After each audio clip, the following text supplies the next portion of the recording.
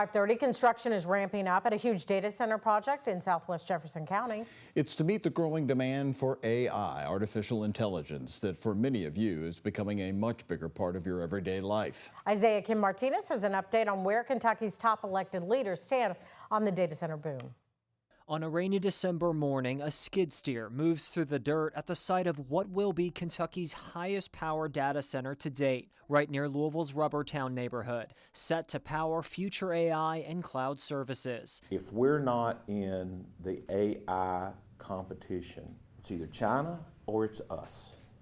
And if we get behind China, we'll never catch up with China. Kentucky Senate President Robert Stivers admits AI is scary to him, but he says America and Kentucky must adapt to stay ahead. And it will be the tool, not a tool.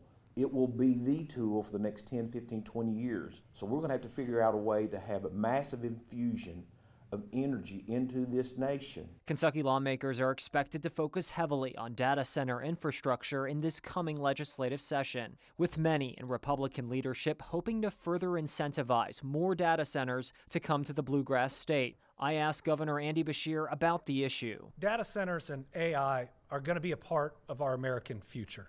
We can't deny that.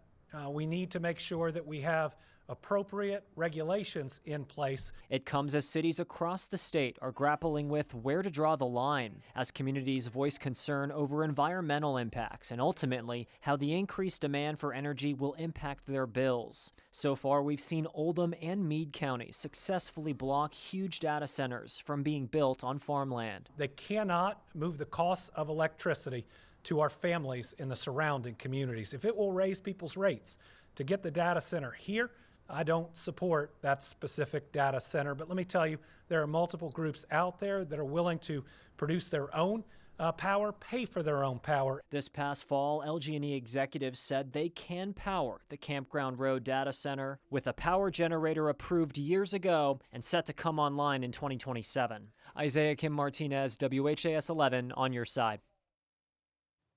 Now, the first part of the Campground Road data center is expected to open in the final months of 2026. In a statement sent to WHS 11 today, an LG&E spokesperson told us the company's committed to ensuring all customers, including data centers, pay their fair share of utility costs and that all customers pay for their share of the system operations.